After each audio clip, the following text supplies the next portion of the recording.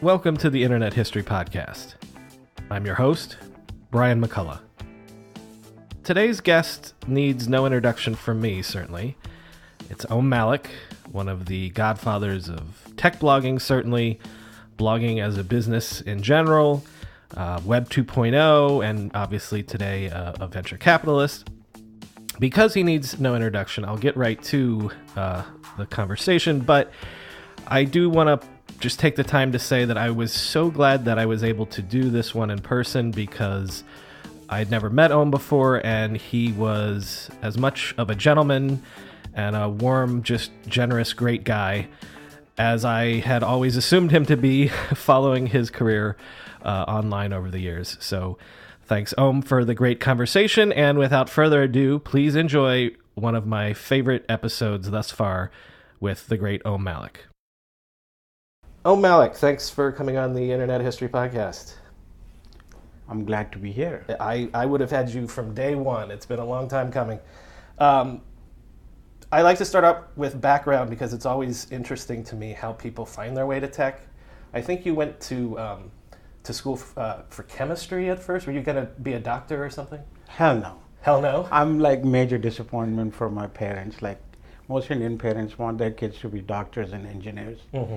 And I think from very early in my life, I wanted to be a journalist. And I kind of knew it when I was very young.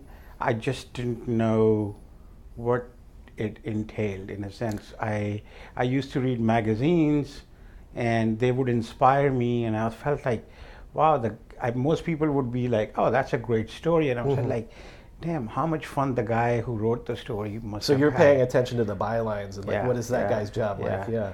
And like that's how I discovered people like Tom Wolfe and other famous writers from America. And I would go to the library to read it because we weren't rich enough to afford buying magazines and stuff. So, but it was mostly just reading and like realizing how glamorous the life of a writer is.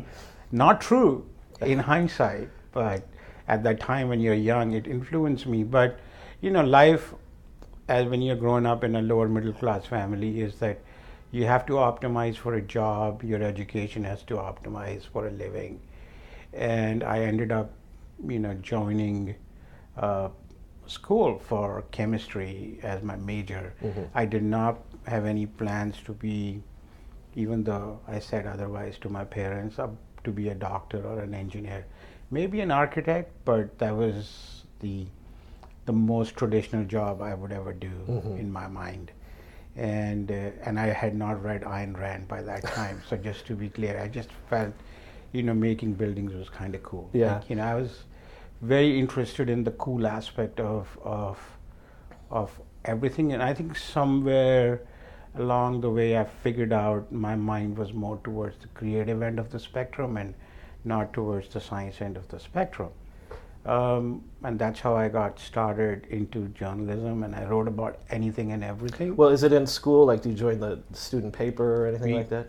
We didn't really have a student paper, but as I grew older, I started working for local magazines, like teenage magazines and stuff like that. We should say this is in New Delhi. Yeah, it was in Delhi, in India. And so I found that interesting. So your first journalism job out of school, and one thing I read, you described it as sort of like Tiger Beat. Yeah, it was Tiger Beat. You guys have Tiger Beat here, right? Yeah.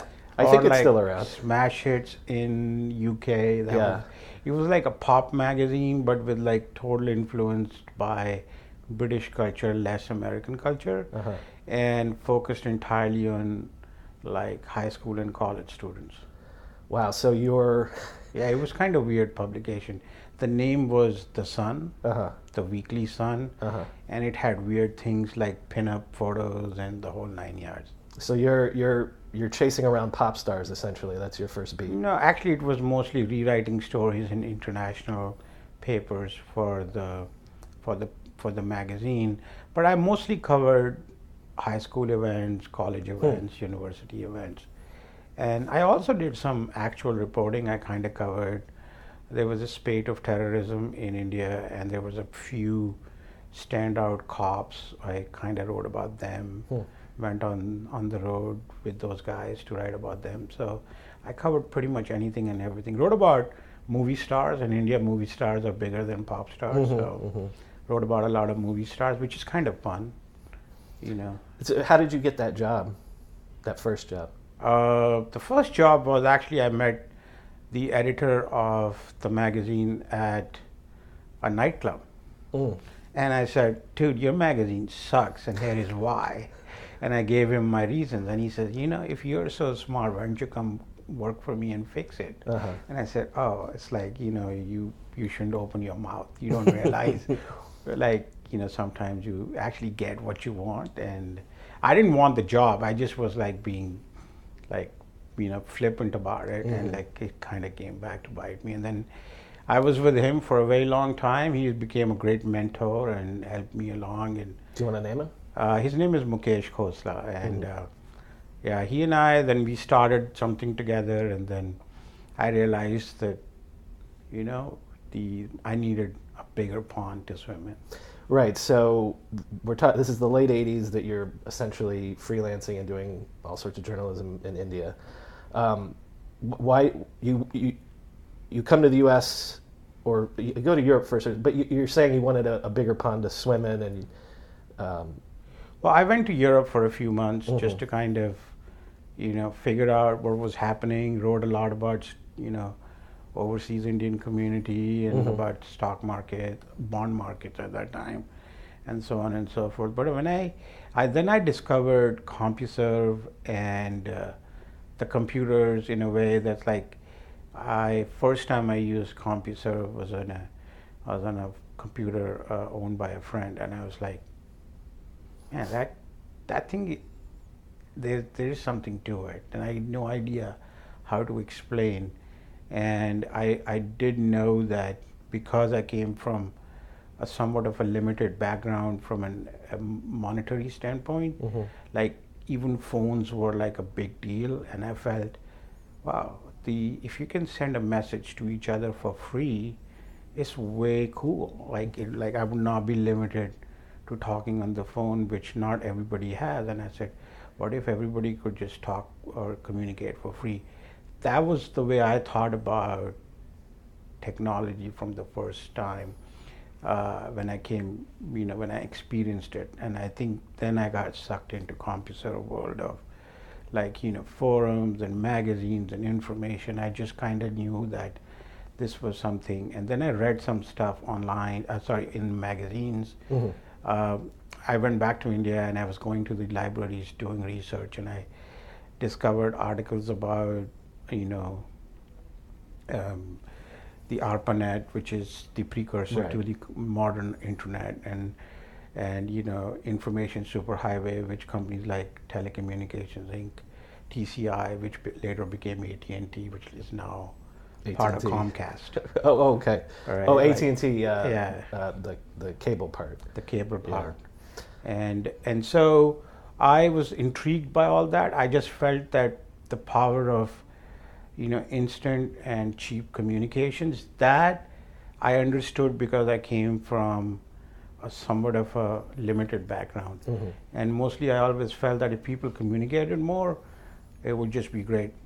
And I think that has been the driving force in how I think about everything, is being, if you communicate more, things are different because of that. And I think that has been the arc of my life so far. And every time I see better communication, I just get excited about it. You come to New York in what, 92? Yeah. And you come without a job, right? Yeah. So how do you land your first job?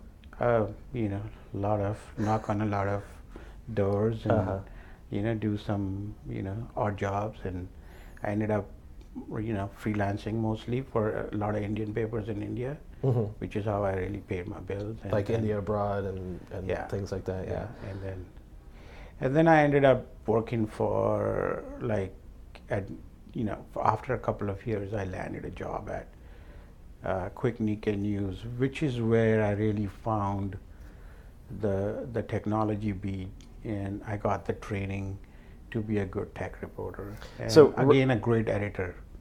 It's like life is about great editors. There's a gentleman by the name of Stephen Dante. Unfortunately, I have lost touch with him, which kind of sucks. So Nikkei News is like a news wire, and like your beat is what, like microcontrollers and just... My beat was semiconductors and the emerging field of the internet.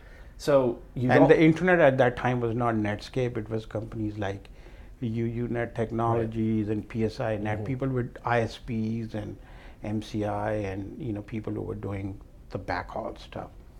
Well, you don't have the technology background, so is it just one of those things that the field is so new that anybody that knows anything about it can cover it, or?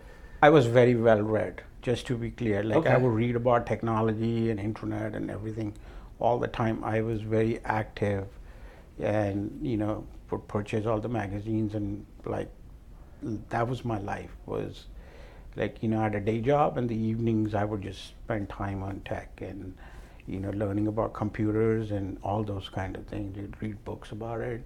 I was basically educating myself on the side about technology, because I kind of knew that it spoke to me like no other story had spoken to me before. Not as a techie, but more as a reporter. It's like, I thought, this is a big story. I don't know what it is, but I should cover it. And I just needed to find a way to get there. And one of the steps was coming to America and getting a job at a publication which would let me write about tech. And there weren't that many tech business writers. This is what I'm saying. It's like it's a wide open field. So the first person to raise their hand and say, I know a little something about this. Yeah. Okay, that's your beat. Yeah. You're also, and you can correct me if I'm wrong on this, but you do launch some online efforts around the South Asian community. Are these early portals type things? Early email list, and then it became like a website called Desi Party, and it's again part of my tinkering with the internet. I just need. My whole thing is nobody's going to teach me anything. There is nowhere to learn from this. I didn't go to college. Let me just learn the hard way. Just try it, and that's what I did. Could you? Is there an alternative history here? If you had ridden that boat and created portals and gone the entrepreneurial route, then? I could drive myself mad thinking about that. Do you? The lost opportunities, but I think today I am very different, but for the longest time I loved what I did, which is journalism and writing about tech. So now in hindsight I can go crazy, but I loved every minute of covering this story. Like I said, this was the greatest story of my life, and it still is, even though I'm not a journalist anymore. Well, let's talk about that journalism. Tell me how we get to Forbes. Well, Forbes was fun because Quick Nikkei was a great job, but it wasn't very clear where I was going to go with it. And Forbes was getting started on their nascent online effort on Forbes.com. People don't remember it, but they were the early innovators in the news media business. I remember that. No, them and CNET. Exactly. And then Street.com a little bit later. But why was that at Forbes? Who's the person that? So there was a guy called David Cherbuck. He was the one who wrote about the early stories about ARPANET and the telecom revolution, and he also was writing about things like Unix, and I always felt like he was just a cool guy who knew everything, and a lot of his work actually influenced me, and I said, I got to meet him. And then when I learned that he was going to be the guy starting Forbes.com, I just kind of hounded him for forever.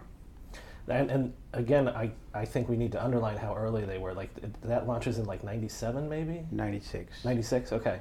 But I started hounding him in 96, 95, 96 on like email and then faxes. I don't know, people remember faxes. I would fax him. But one day I just actually, it's like wrote a letter to him. I says, how come you don't even want to meet me? Like, it's like, what kind of a journalist are you that who doesn't even want to like know who this person Make is? a connection. I've been hounding you forever. And then, I don't know, out of the blue, he called me one day. And actually, some other person in his office, his name is Michael Noor, called me and invited me in.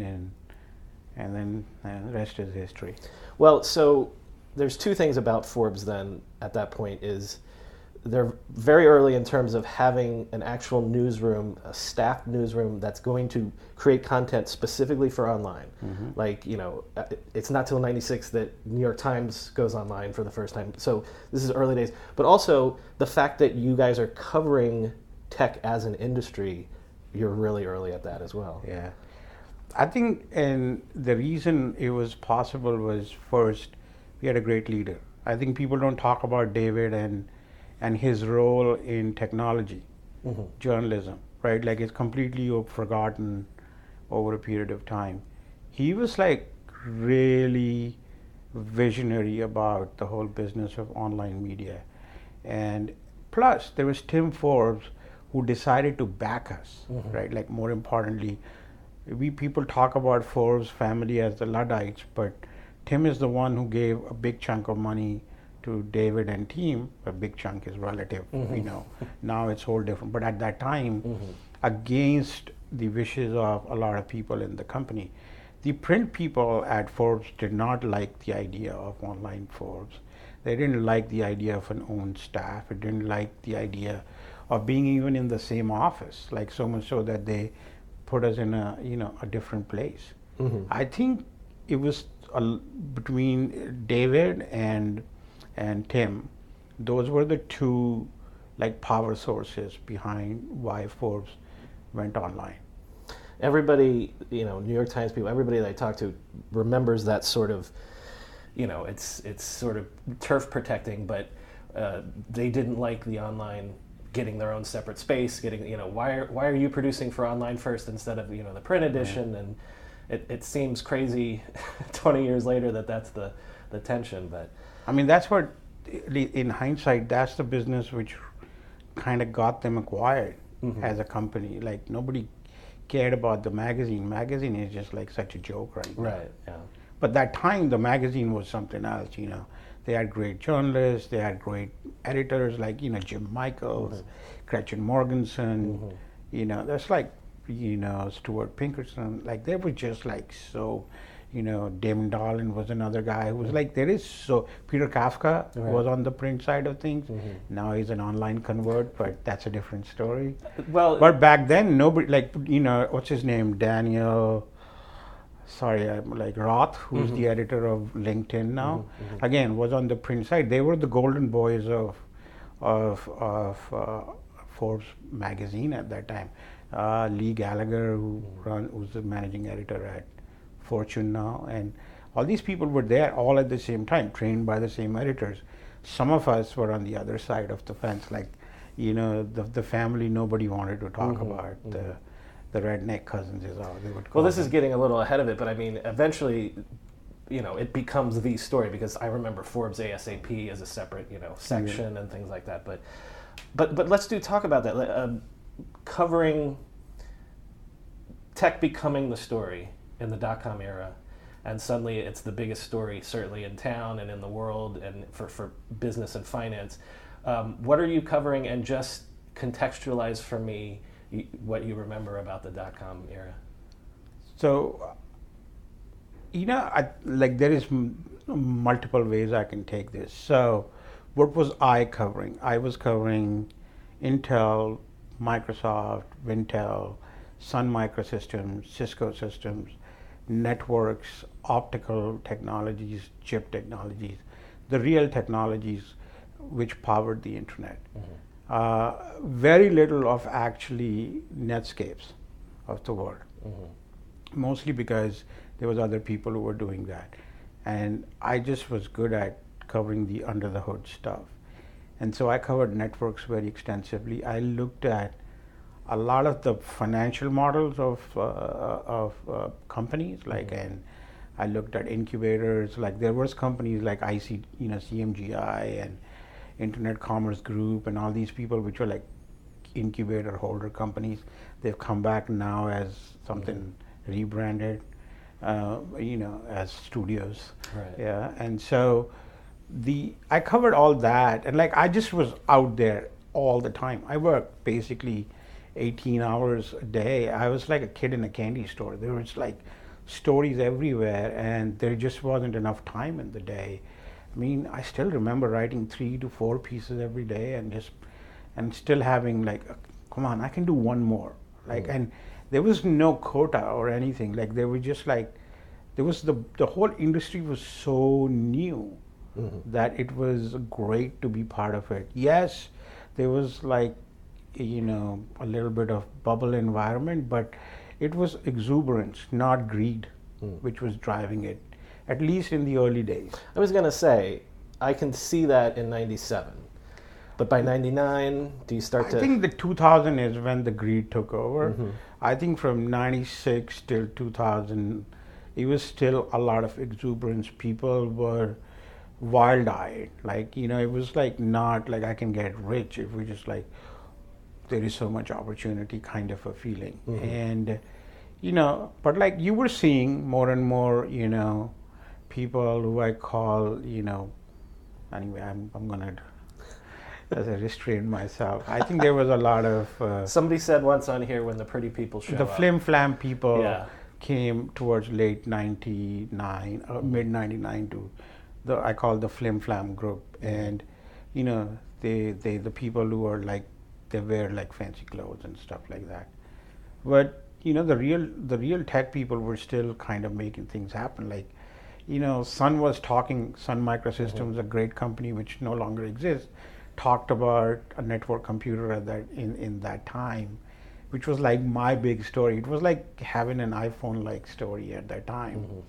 And it was like so exciting to kind of have this idea that you will have a machine which will connect to the network, and you will use your biometric identity to just get your computer. It's like, sounds familiar, right? Thin machine, right? Yeah. Well, or things like I talked to one of the guys from Pseudo here recently. So online video, for years we were told that it was going to be a big thing, and it wasn't. We thought it went away, and then it was. Yeah.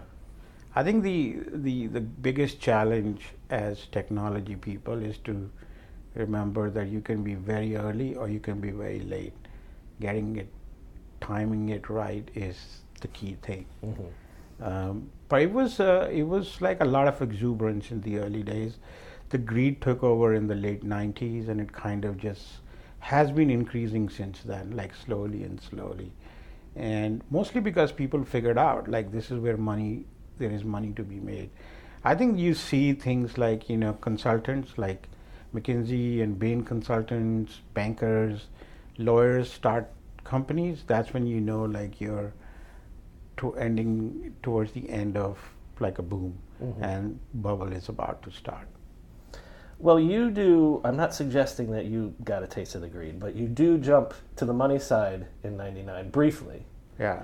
To H&Q, but you don't last very long there. It was a disaster. I hated it. Okay. I wasn't ready for it. I think I didn't like the job. I didn't like what it meant. It was all about like investing in late stage companies and with an Asian spin, and it's like, yeah, I'm in the valley. I want to be part of the change. I don't want to be part of like looking at things like investing in golf courses. I mean, not my thing. So, okay, this is bringing us up to the bubble bursting. So you dally in the money side, you go immediately back to the journalism side. Yeah, that was the best move ever. And that's red herring. Yeah. And good place? The best job of my life. I loved red herring. I think it was a great marriage of money, innovation, unbridled optimism and a lot of cynicism, all in like one package. People don't remember that magazine because it's like just like it's a footnote now. Hey, I've gone to the public library and gotten the old issues out and gone through them. And so it was a great publication because it would let me write about tech, and it would let me write about money, and it would let me write about like the bubble and like the negative things in the world, like more clearly and coherently than any other publication. I love my editors there. Like, this is a common theme. I love my editors because they make me better. Jason Ponton and Blaise Zariga were two guys who were just like my editors, and they were fantastic. This is sort of a dumb question, but I ask it of everybody. Was there a moment where you felt it, where you're like, oh, the bubble's here, it's burst, it's over, the jig is up? Oh yeah, that was like, when I got the job as a money manager, it's like, shit, this can't be real. Like, I don't know anything. Like, I'm part of the industry, I have a great Rolodex, I can understand where things are going, but what do I know about money? How do I know how to make money? And I think for me at that point was, yeah, this is not real. This is definitely something crazy going on. And then when I figured that out, I realized that, well, let's just write this. I was on the other side going up. The roller coaster's coming down, so this will be fun too. And it was a great story. Well, so I'm showing you your book here that I have read, by the way. You can see I have highlights and notes in here. Oh no. Yes, I've read it. The story that you're actually covering, people remember, if they remember the dot-com bubble at all, they remember pets.com, the e-commerce stocks and things like that. But you were covering what was essentially a simultaneous bubble that was in many ways larger, which is the infrastructure, the global crossings, So tell me a little bit about that other bubble that has been forgotten, about the infrastructure side of that time. So I can go, you can take me back, and I can say, I think a lot of the bubble in the infrastructure was based on this fallacy that the internet traffic doubles every 6 months. This was a statement made by a guy called Bernie Sanders, who was, I think it was Bernie Sanders, if my memory serves. Bernie Madoff. Are you meaning Bernie Madoff? No, not Bernie Madoff. Okay. Bernie Madoff didn't know tech. Bernie Sanders was a Canadian high school hockey coach who lived in Mississippi, and he started a company called WorldCom. Oh, Bernie Sanders. Yes, right. Okay. Yeah. And it was either him or somebody at MCI. I can't remember. Or somebody at UUNet. I can't remember. One of those companies said that the internet traffic is doubling every 6 months. And he wants it to be like a Moore's Law kind of thing. Or something like that, 3 months or 6 months. Yeah. Like, it's been a long time, clearly, right? But it was some vague statement like that. And when I read that, I was like, yeah, why not? Like, everybody's using the internet, must be true. Well, like me, everybody believed it, except one guy who was a researcher at AT&T, and he wrote a white paper on this and saying, this is not true. Even his bosses didn't like that idea that he was trying to bust the bubble. I read that paper and I was like, wait, this guy is actually making sense. And then I started digging in, and then I just kept going and finding that all these people were doing deals with each other, and everything was just kind of made up. And it's similar to how, Yahoo and all the portals were making their money from the other .coms, advertising on them. So you're saying that the infrastructure people, give me your traffic, I'm feeding this traffic over here, and so it's like a snaky. Well, I think first it was just that. So then it became, I'll sign a deal with you, you sign a deal with me, and we'll sign a deal with the third one, and we will just count how much money that deal is on our books. And I think that's why Global Crossing got into trouble, WorldCom got into trouble. Actual accounting. Accounting, and there was all of this was just made up. But that led a lot of money into the market. Everybody pumped money into these stocks. And as a result of that, so much infrastructure was built. When I say infrastructure, I mean like the fiber which was laid as a result of that, especially from New York to London, or from Virginia to London, cross Atlantic, cross Pacific. The world got much more wired because so much of mad money flew into the networking and telecom space. Companies like Cisco and Nortel, and they were flying high because everybody assumed this thing is just going to keep continuing, because all the experts were talking about the internet is going to be needing all this bandwidth, right? True, except no one had any facts. Like, it was a true statement, but without any fact. Yeah. Right. Well, nobody can tell when things are going to happen, right. But it was a interesting. In hindsight, I kind of feel, was I harsh? Because it did happen. I don't know, people don't remember this guy called George Gilder, who was... I do, yeah. Right, he was the soothsayer, and he was the guru of, broadband and optical networking boom. And he helped pump up that myth also. There was a Salomon Brothers, which is an investment bank, which is part of Citibank now. A guy called Jack Grubman, you should just Google him. He was the guy who would pump up the stocks a lot.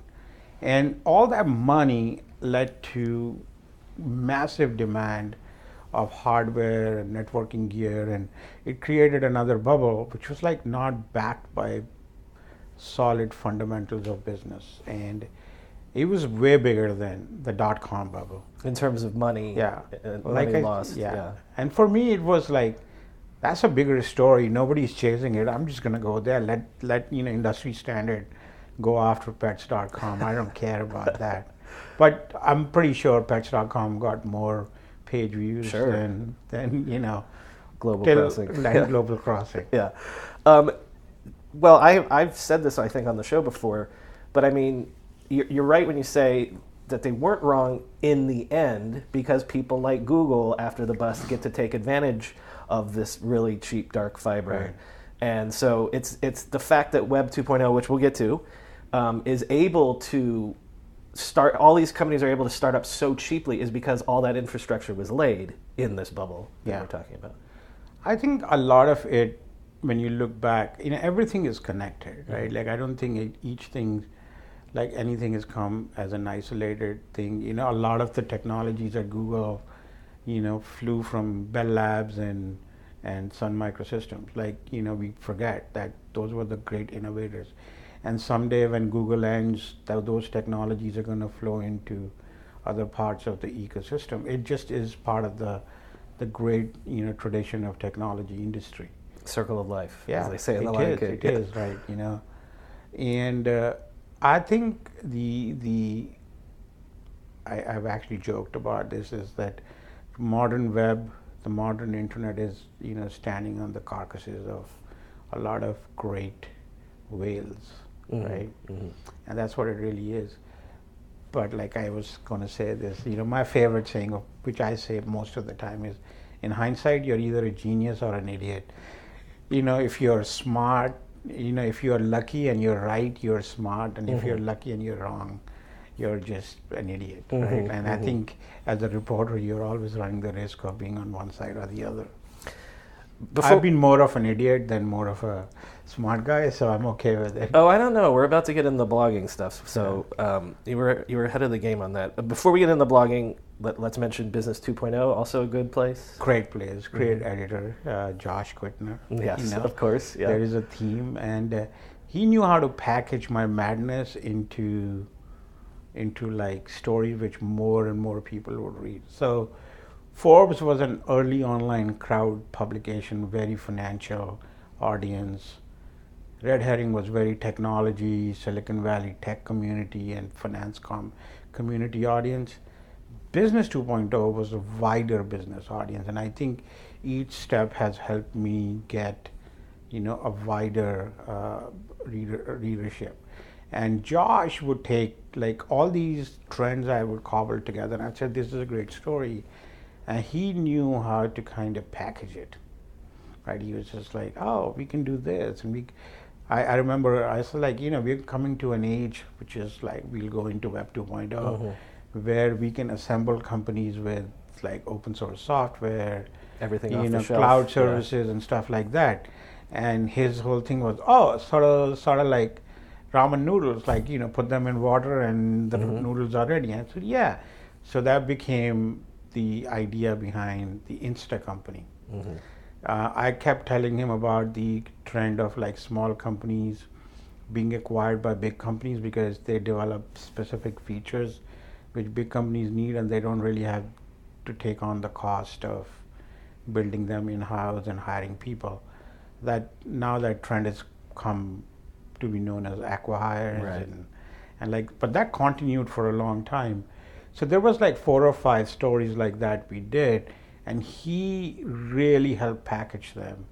And that's when I realized, like, this was the 4th great editor I worked with who knew how to package the stories well. And I think that is very key. People, talk about, editors as like, oh, they're like, who needs an editor?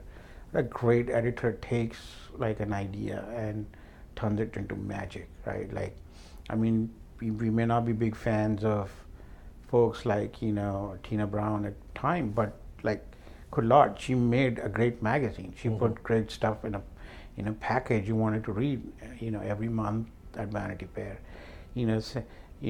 Same goes for like, Anna Wintour. Like, she knows she has taste and packaging and branding and all that magic only editors can do. And I think great editors are few and far between. And I got the chance to work with 4 really great ones. I hope, more young people get that kind of mentorship, because that is what made me a good journalist, not my talent. I think I got educated. You're being too What's modest. the word? I got schooled by 4 really great teachers. So a year ago right now, I think Rafat Ali was sitting where you're sitting. Where do you get the idea from blogging? Every early blogger I've talked to, except for one, who basically invented it, said, I was reading this guy and I was like, well, why can't I do that same thing? Where did the blogging start for you? So for me, blogging actually started as a newsletter. I used to have a newsletter in my .com days, and I had no idea I was going to do blogging, except this newsletter was all about craziness I would see, and except I couldn't write about it in public place because I worked for a monthly magazine and it was kind of difficult to share. And so I started writing this newsletter, and one day I said, this newsletter thing is crazy. And I was reading, and I had my own blog in which I would link to my website, which I made with software like Dreamweaver and stuff. There's no CMS though. You're saying you're hard just coding. like hard-coded website, and it was just essentially my resume and links to my articles, which would come once a month. So it wasn't really a big deal. It was more like just a list of articles, and I would update it occasionally. But then I discovered Dave Weiner and Doc Searls, 2 guys, and I liked what they were doing, and the way they were telling the story in bits and links and everything. I said, like, yeah, this is what I do in my newsletter, except this looks better. Like, forget the damn newsletter. This just looks better. And I just kind of went with it. I started out with Blogger, which is an easy way to do it. Then I went to Movable Type, which is another tool. And I love the instant feedback aspect of it. This happened in December 2001. Before that, it was just like, I called it a website. I would not call it blogging. I had like no clue it was known as blogging. I thought Dave and Doc were doing blogging, and to me, they are my heroes. I read them forever. I think Dave's reporting during the September 11th attack was so influential on me as to like what media means and should mean in the future, because it was clear that we were in a world of like too much information, not knowing what is right, what is wrong, and he was putting it together using his good judgment.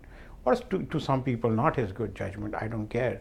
But to me, he made perfect sense. And I just kind of just got sucked into that vortex of like, sharing and linking and sharing my opinions. And I said, yep, this is what it is. Because you're still, well, maybe not concurrently, but you're still, even when the blog starts to take off, you're still at Business 2.0. No, I was at Red Herring. Red Herring when you start it, right? Yeah. But so the point is like, you would save your big stuff for the magazine work. There was completely different things. The magazine was like writing long pieces. This is like, remember, from most of my life, I've been a daily reporter. So I have a lot of sources, people, and talk.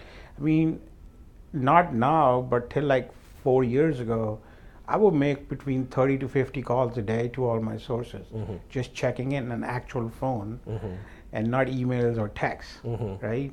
And so I had a lot of incoming information and I did not know what to do with it. So it made perfect sense to turn this into a blog, and that's what I did. Do you remember, is there an evolution there where all of a sudden you're realizing, oh, I'm breaking news on my blog and it's getting attention? And I had to do it here because I couldn't wait till the end of the month when... I would like to say that I'm that smart. The answer is no. I had no idea that I was, creating this tech news blogging category. I was just doing which came naturally to me. It's like, I need a place to publish. There is no one who will take my daily stuff. The magazine just wanted great features from me, and which is what I did. In the evening, I would go home and I write up the daily stuff and just put it. Because there was no competition, I was like, I didn't have the time pressure to write it. And I still would take my time and write like thoughtfully and like analyze all the gossip I would have heard and just put it together in a coherent manner. So I think a lot of it was just serendipity. Influenced by Doc and Dave, like I just think they're my gods. And they both showed the way. I followed the path. I did my own twist to it.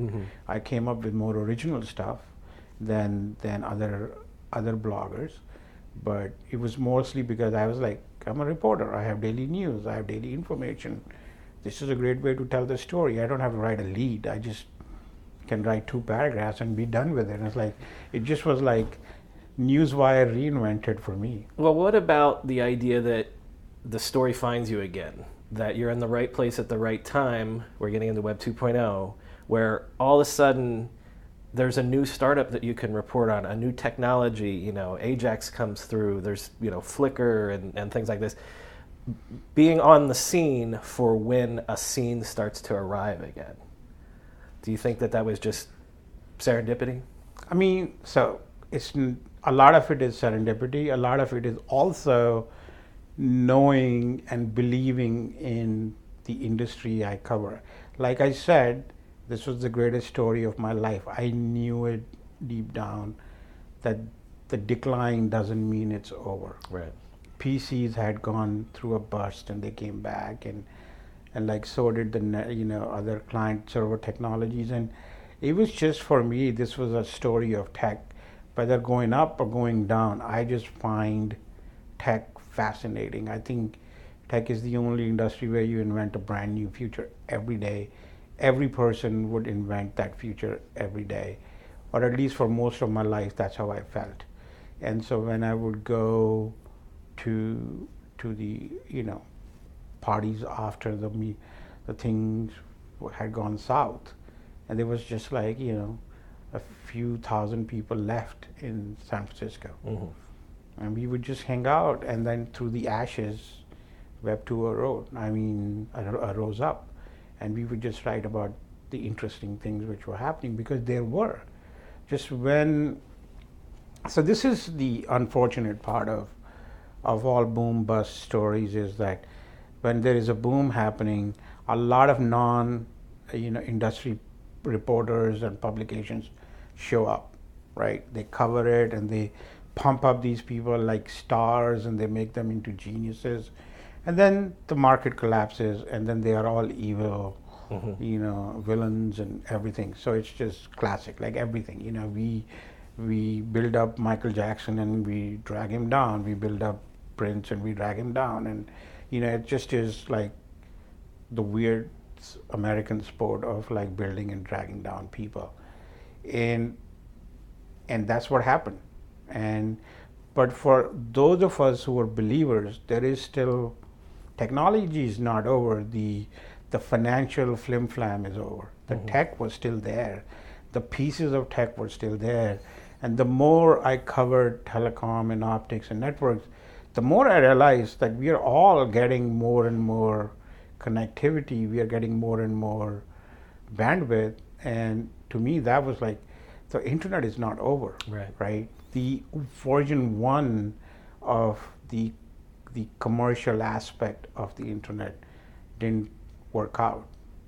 That doesn't mean it's over. And I think that is what has kept me going even today. Like, 2 days ago, I was at the Apple event and I left very confident that despite all the negative things I read in the media right now,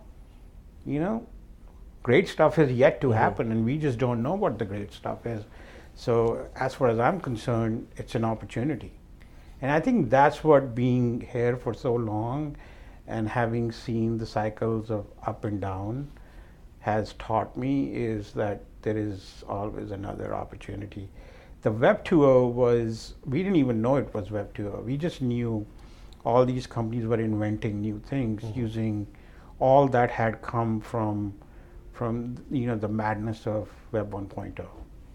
Well, I think Web 2.0 was an idea name coined by John Battelle. Right. So I hated that name. Just for me, it was just web. Well, speaking of Battelle, let's talk about turning blogging into a business. Nice segue. Yeah, well, when does it occur to you that this thing that you've been doing on the side, it could actually, you could be the publisher?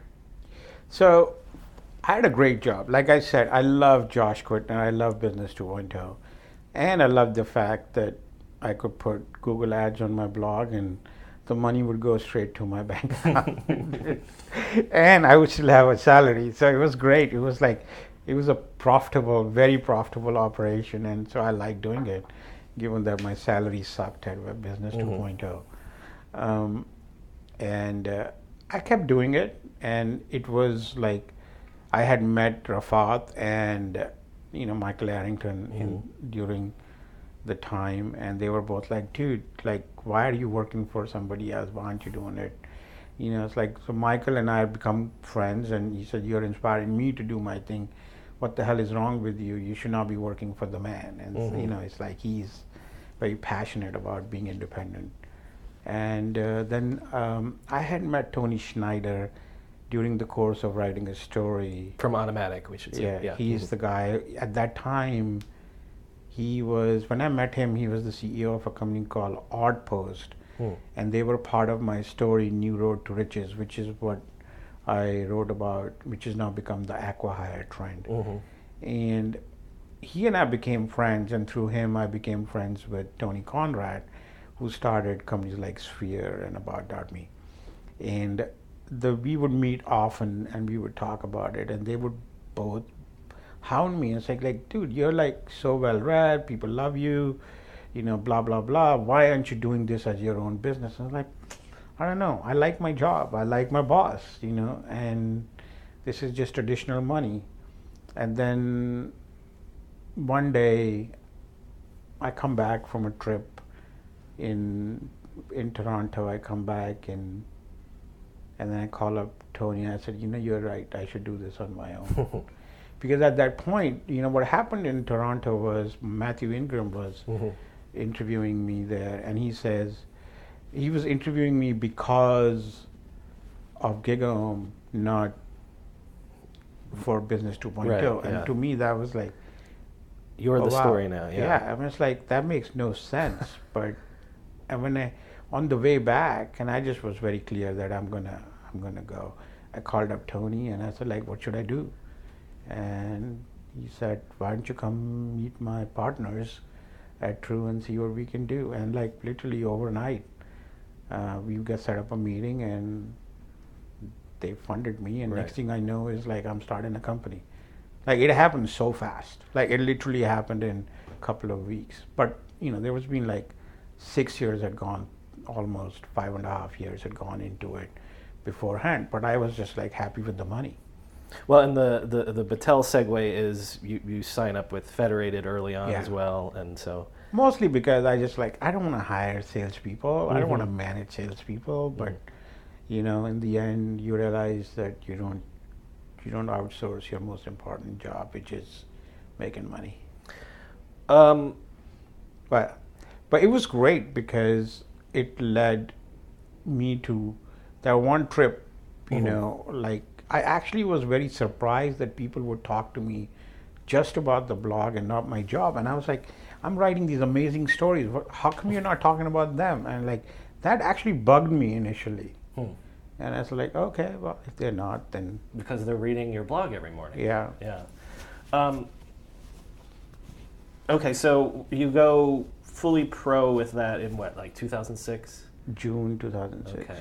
We launched on July 4th, 2006.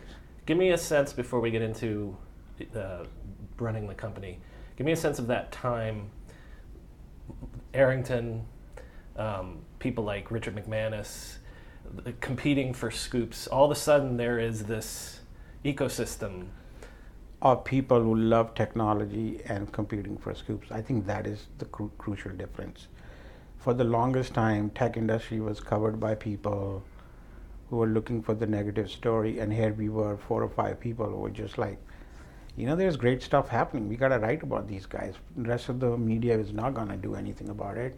And for me, it was like, Flickr is like so amazing. What a great comeback story. So I wrote about it. I wrote about their sale. Like, I wouldn't say that a lot of these people were my friends, but we knew each other from the scene. And I was, they were not my enemies. So, so that's a fine line as a reporter. So it's a friendly competition, but it keeps you, keeps you motivated. Yeah, I mean, it's like there were times, I always have to remember, I remember every time I had a scoop, Mike would email me and say, dude, that was a great scoop. I wish I had it. And I had the same thing. Not because, we can compete professionally, but we're not enemies, right? Like Richard was great, the amazing stuff he did from New Zealand, for God's sake, that was just genius. And I think that was part of the movement, right? Like we were part of the community which was creating things and we were writing about it. So GigaOM turns into Giga Omnimedia. Yeah. And you're launching several different verticals and and you're hiring people. And so what are you like as an editor when you've got people under your wings? I gave them whatever I have, right? Like my Rolodex, my time, my whatever I had learned as a reporter. I wasn't really a good, I don't know how to do editing as in the classic sense of editing. I would read people's stories and say, hey, this is what I would be looking for, but I gave them a lot of freedom. I think I was a good editor, but I wasn't a great one. I'm just a reporter, man. I still am. In my head, I'm still a reporter, and which is why I always kept trying to hire an editor, and mostly because I couldn't get over the fact that I could be an editor. Well, I mean, one indication is the talent of people that came through there. I mean, you mentioned Matthew Ingram works for you eventually. I just did a quick, Stacey Higginbotham, Katie Fehrenbacher, Jeff John Roberts. There was some great Liz Gaines. Yeah. My first believer was Katie. Second was Liz, and third was Chris Albright, and then Janko, and then Stacey. And those 5 people, look at them. Yeah, Just right. amazing. Like there was a lot of other great people who came later, but those five kind of stuck by me for a very long time. And despite my flaws, there's a lot of flaws I have. I'm no Josh Quidner, I'm no David Cherbuck, but I do know a good story when I see one. So that's what I think I contributed. Well, we have to talk about the idea that was much talked about in this time. It's still your name on the company. And so people still want to hear what you have to think about certain things. So this pace that you alluded to earlier, this, making 30 calls a day, I don't know how many pieces you would post a day. You famously have a heart attack in 2007 that you live blog. Yeah. Is that doing that the way you did it? Is that just unsustainable, even from a health perspective? Well, I would like to make key distinction. Yes, it was a crazy pace, and I was doing like 18 hours a day, but I had a really unhealthy lifestyle. I smoked 3 packs a day.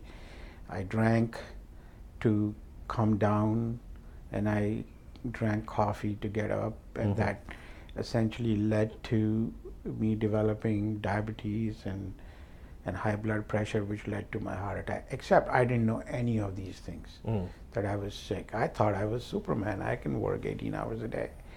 I think that the pace had something to do with it, but the pace led to some drastic bad habits, which led to the heart attack. I was super overweight, you see like a much skinnier version of me right now.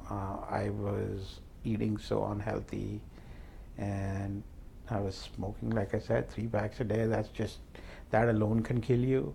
But I was just kind of like making things go faster for me. I was trying to do what most founders try and do: accelerate time and make time and do things like multitask. And I think I should have seen the signs, and I didn't, mostly because I'm a pretty chill guy, and I was actually getting very emotionally up and down a lot, and I thought I should have, but I didn't even have a doctor. I didn't even have proper insurance at that time. And so How old were you when you have the heart attack? How old are you? 39. Okay. So you were a young Superman for long enough that you didn't realize that you were no longer a young Superman. Because I'd already always worked 17, 18 hours a day since I was 15 years old. So it's I'm not gonna, what's gonna happen to me? This is normal. What was not normal was my seesaw behavior, right? I think, but there was nobody to tell me that I was acting erratically. Everybody assumed this is how I am. And a lot of it is also when you're working as a founder and you're trying to do things for the first time, you don't know, you tend to hide a lot of things from other people. And so a lot of the time I would work at home, and there isn't anybody around to see me, and so I'm just interacting with my computer. And I think I lacked that feedback loop. Though both Liz and Katie would come up and just say, dude, you gotta chill out, take a day off, do whatever. But I didn't pay any attention. So, blogging wasn't the reason. I think the New York Times famously got it wrong. Okay. It was not. I categorically, lay the blame on me because I was smoking 3 packs a day, drinking 10 cups of coffee, and then topping it all off with a drink and not sleeping. That was not blogging. That was me. So was it the heart attack that made you shift gears? Yeah, a little bit. I think that heart attack caused me to pause a little. I lost my way. I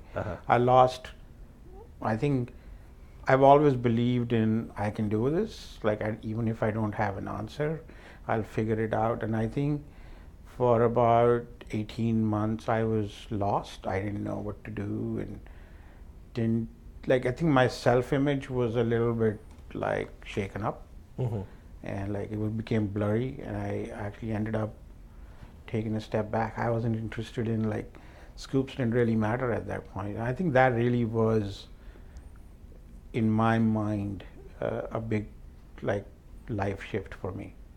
Well, and the company's big enough at that point that you can hand it. It's running. No, we ended up raising a lot of money to turn the company away from me into other people running it and stuff like that. And I think, and that puts it on a path which leads to the disaster it ended up. Because, you know, hey, you know, like that's all in the past. I would not go there. But I think those 18 months, I was completely lost. Like, I had very little interest in anything. People, stories, food, world at large. I just was like, what the hell? Like, you know. What brings you back? Yeah, me. Yeah. It's always like, you know, the thing is when you're an immigrant with nobody you know in a country, the only person you can rely on is you. So you go into a dark place by yourself and you come back on your own as well. Well, you know, we don't have to go into it, but, you know, the company not succeeding is sad, but you're still here. And in the end, what's more valuable? I think, you know, I have no regrets. Like, I'm glad I got to try it. You know, what would have been nice is to make money for people who believed in us, whether it was Katie and Liz and Stacy and all my investors. And you know, I didn't. I kind of regret that. Like, that's just one of life's regrets. Like, these people believed in me and I didn't come through for them. So you end up at True Ventures, who were the original funders of the company. So today, I mean, you still write for the New Yorker and things like that. If you had one business card to give, It'll be True Ventures. So it's venture capitalist. I'm working with my friends. That's how I don't think I think of us working for a venture capital firm. I work with friends and we do what they did for me, which is made a dream come true. And I think that's what we are in the business of. I think VC is a 4-letter word these days, but literally the reason I am there is that we believe in opportunities in technology and the future and doing things which we think are the right thing to do. I think that's why I'm there. The day we stop doing that, I'm out. The only card then will be just me. I am not going to do another media company though. That I'm pretty sure of. Do you think you're good at it, VC? I will get good at it. You know, I got good at writing and editing and creating media, so I think I'm on the path to getting better with my investments. I would lie and say that, oh, I know everything, I have all the answers. I don't, but I'm going, you know, I focus on my core strengths, which is understanding people, which is what I know the best. I love networks and communications, and I think they are still the number one reason we are better animals than the animals themselves. And the third thing is, like, I believe that tomorrow's future, our technology future is better than today, and we can find new things to do every day. That is what, like, you know, I used to write about it, now I put money behind it. Maybe I'll get rich one day. Okay, so I like to end with what excites you right now? And that can be, oh, this trend in tech, or it can be, Brian, I just got into kayaking. Let me tell you why it's so fantastic. Like, what are you excited about right now? Well, there's a bunch of things I'm excited about. Like, so I'll give you personal and professional. Please. So, personally, I'm obsessed with photography and you know, I just, like, I'm doing crazy things right now, like going to Alaska and glaciers and shooting photos and making landscapes and essentially trying to capture time. That's what I like to do with my photography. I'm doing that, and as a result of that, I have become obsessed about the idea of cameras and camera culture and photography. So that has led to a book called Third Eye, which will be published next year if I ever finish it, by HarperCollins Business. And it's essentially about, you know, how the camera phone has evolved and turned us into these selfie-taking monsters. But but where are we going with it? And so for me, that is like the really perfect marriage of personal and professional.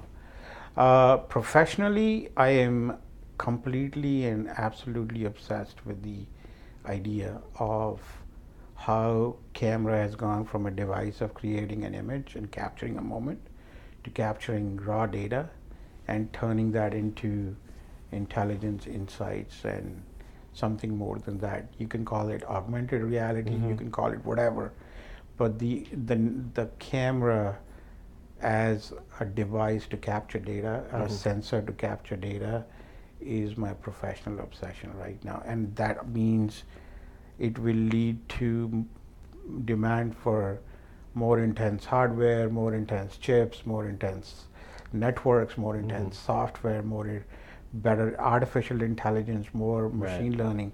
So, but it is like that one small little thing is what obsesses me. Just like that email became my sole obsession for the internet, the camera as a visual sensor has become my obsession. And I just cannot, like, I just saw a company recently, which is one of our portfolio companies, and I'm not going to try and, put their name, but I can put my finger on the lens of the iPhone, and the app can measure my blood pressure and heartbeat. To me, it's like, wait, this is not really a camera, right? This is something else. And it's a tricorder from Star Trek, right, yeah. I have high blood pressure, right? So, and I carry a blood pressure device with me, which takes up substantial part of my luggage. And it's like, I don't have to do it now if this thing is done. Yeah. Like that to me is when you see the possibilities, and that's what I'm excited about. You'll see some of it written up on my blog, which is simple, just it's ohm.co. There is no giga, no micro, just me. And it's fun. And I'm obsessed with, these days I'm really obsessed with sneakers, man. I don't know why. I think all middle-aged guys have to have an obsession, right? Yeah, these Job Varvatos, they discontinued them for 6 months. So when they came back, I bought 8 pairs so that I could never be without such a again. dude, man. Yeah. Well, but I got to say that's fascinating, to pardon the pun, to look at technology through the lens of just the camera. That's really interesting. Malik, fantastic. Thank you for coming on the show, remembering all that, and just... I mean this. I've been a fan of yours for as long as I've been in tech, and it's great to sit down with you. I'm honored that you had me on the show, and thank you so much for doing this. If this is the first time you're listening to this podcast, please subscribe to us on your podcast app of choice. There's plenty more great internet history where that came from. And if you're a longtime listener, then you know what to do to help us out. Rate and review us on iTunes. Because iTunes gives credit to reviews and ratings, and the more great reviews we get, the more people will discover us. As always, there's more info on our website, www.internethistorypodcast.com. The show's Twitter handle is @NetHistoryPod, and my personal Twitter is @BrianMCC. Thanks for listening.